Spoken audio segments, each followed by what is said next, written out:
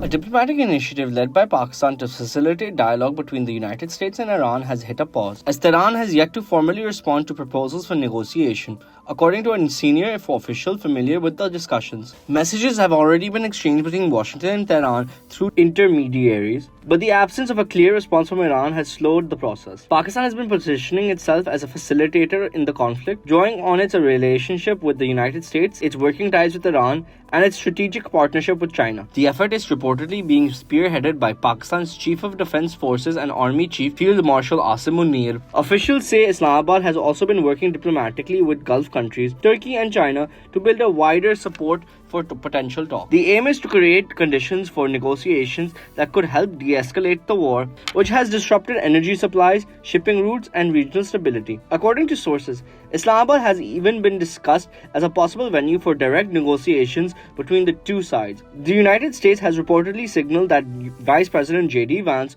could lead a U.S. delegation if talks take place. However, the main obstacle remains Iran's hesitation to enter negotiations at this stage. Iranian officials say the terms proposed by Washington, described as the 15-point framework for talks, are currently unacceptable. An Iranian official in Tehran said the situation remains highly complex, adding that Iran's immediate focus is still on the war rather than diplomacy. Deep mistrust between the United States is also playing a major role in Tehran's calculations. Iranian officials point to recent military developments in the region, which they say contradicts Washington's claim of seeking negotiations. The United States has moved significant military assets into the Middle East, including A-10 Thunderbolt II aircraft, the USS Abraham Lincoln Carrier Striker Group, and thousands of additional Marines. These deployments are believed to be part of preparation and possible ground operations, including special forces raids or temporary control of strategic islands near the Strait of Hormuz. Developments inside Iran are also complicating the decision-making process. Following strikes that killed several senior Iranian leaders, including Supreme Leader Ayatollah Ali Khamenei, authorities within the country have become more fragmented. Officials say the Islamic Revolutionary Guard Corps, or IRGC,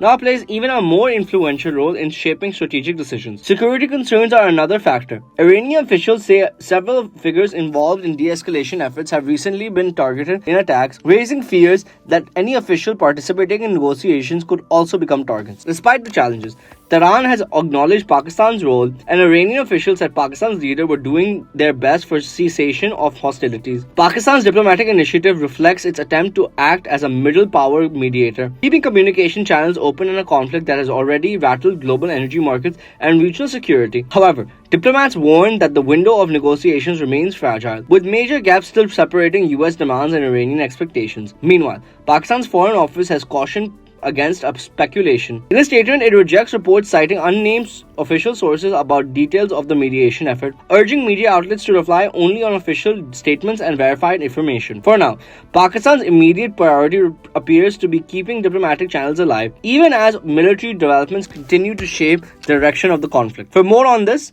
read the full Dawn story on Dawn.com.